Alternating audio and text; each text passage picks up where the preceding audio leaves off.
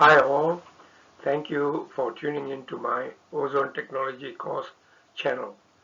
This course will be session 23A on chemical corrosion and scale formation. There won't be much discussion on chemical corrosion because that is totally preventable. So much of this course will be on the effects of scaling on cooling tower operations. Chemical corrosion is still a form of corrosion. It is simply a direct chemical reaction between the metals and the chemicals.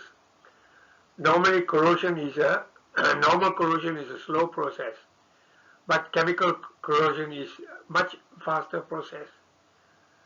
This occurs only when some corrosive chemicals are added to the cooling tower systems. Otherwise, it is of less significance. Addition of chemicals is limited to the addition of strong chlorine to disinfect a badly bacteria and scale contaminated tower.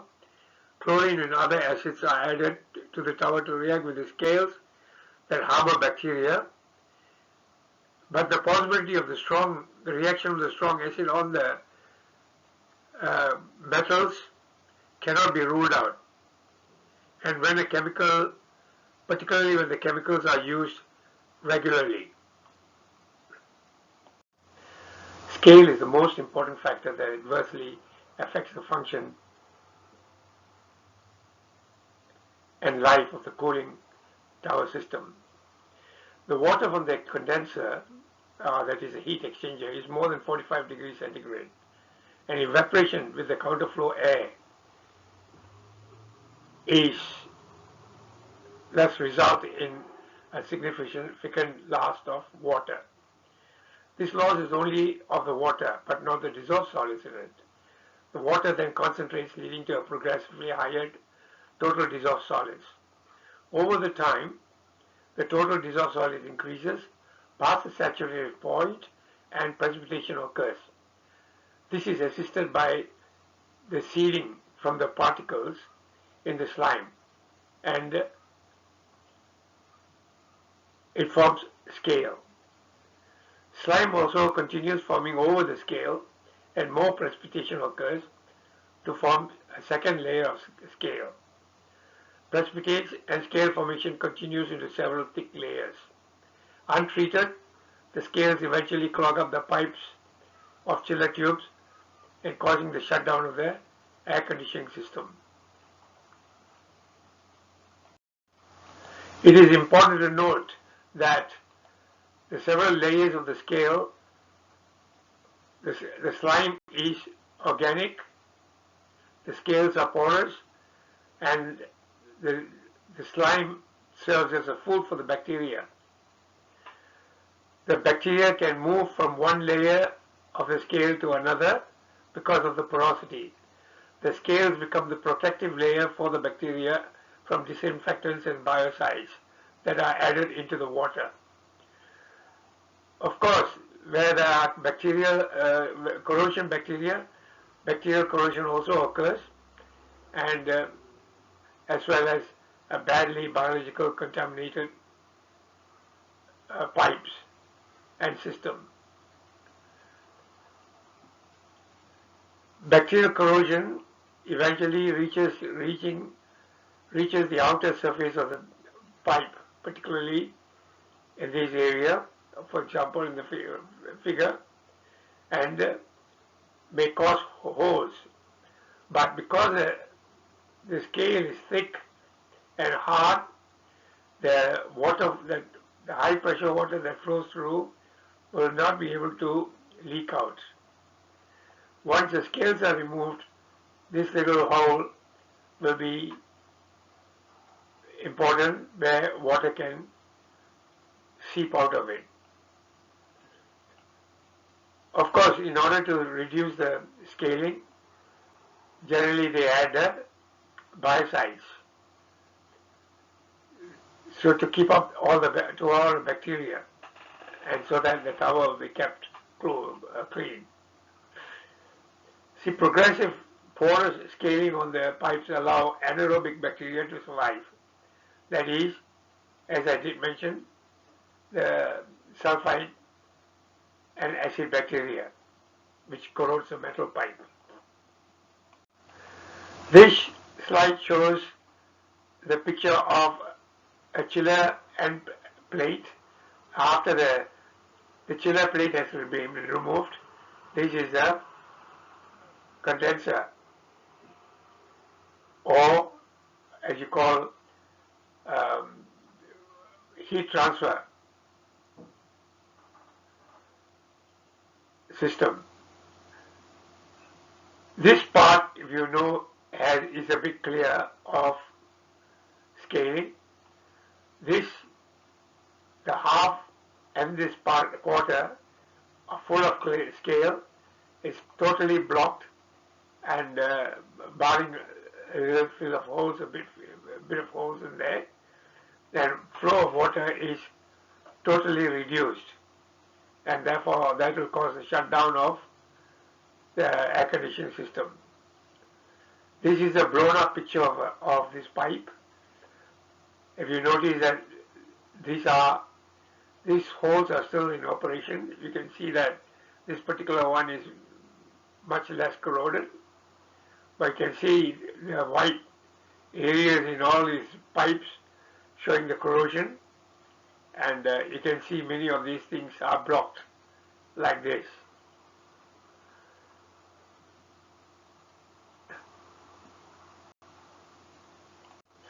This picture shows a very badly scaled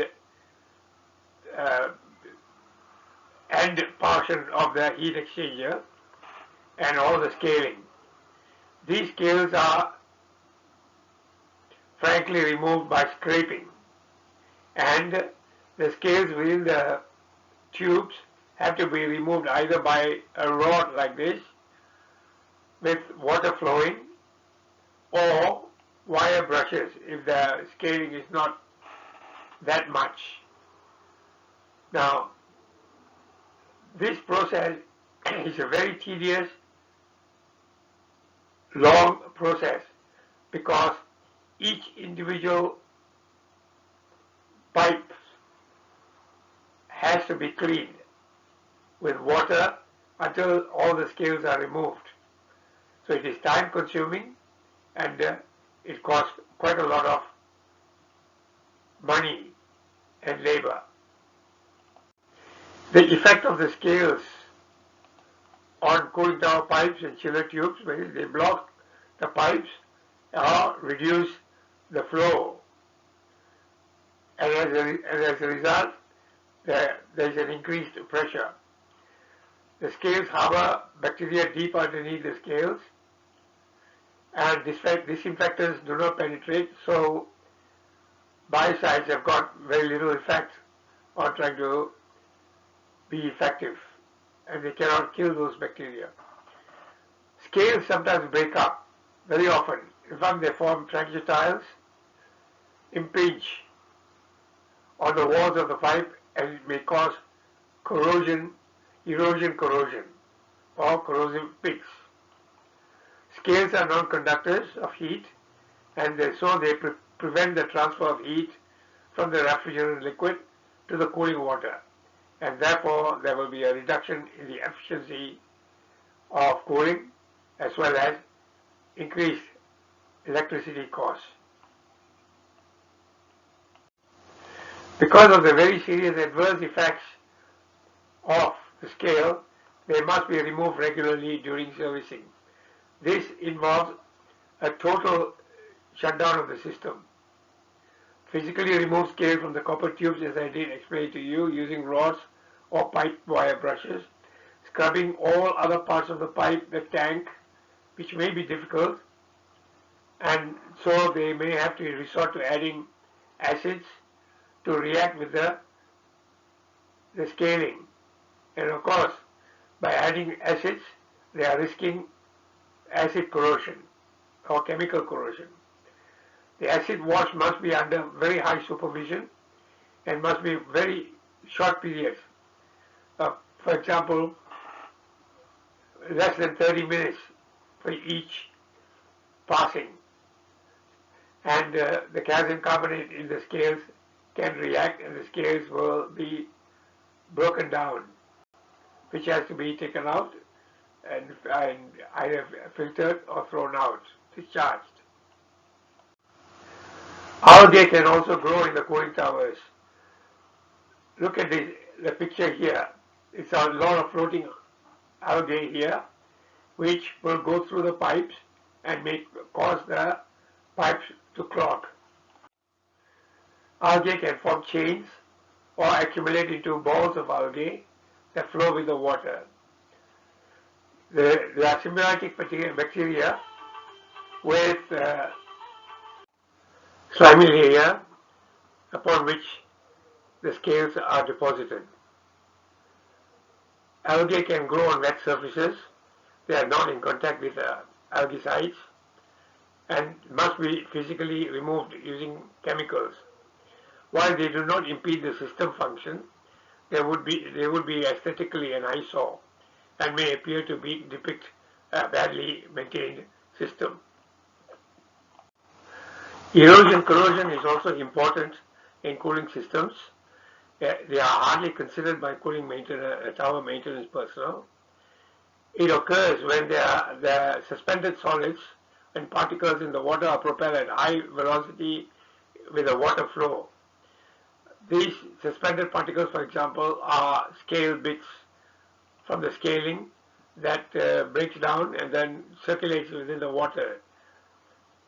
Suspended solids can also result in calcium carbonate scales, chipping, and breaking off in the fast flow environment.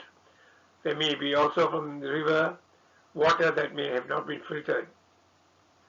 Particles impinge in a high velocity, and particularly the bends, U bends, right angles, and other angle bends, and where this impinge can cause significant damage over a period of time. Progressive impinges will create wear and tear of the inner surface of the pipe, and over a period of years eventually give rise to pits and pit holes. This can be prevented by inserting a filter in the line that would be able to remove all the sediments and particles that is floating and traveling with the water. This is a diagram of erosion corrosion. This is where the water flows and bits and pieces of particles that might be bouncing, or it might be impinging in a bends, and they form a little pit, and the outer eddy currents can form, which continues hitting the particles. The particles can continue hitting the sides of the pipe, and eventually it comes deeper and deeper, and then you have almost like a pit that eventually comes out, and you have a pitting hole.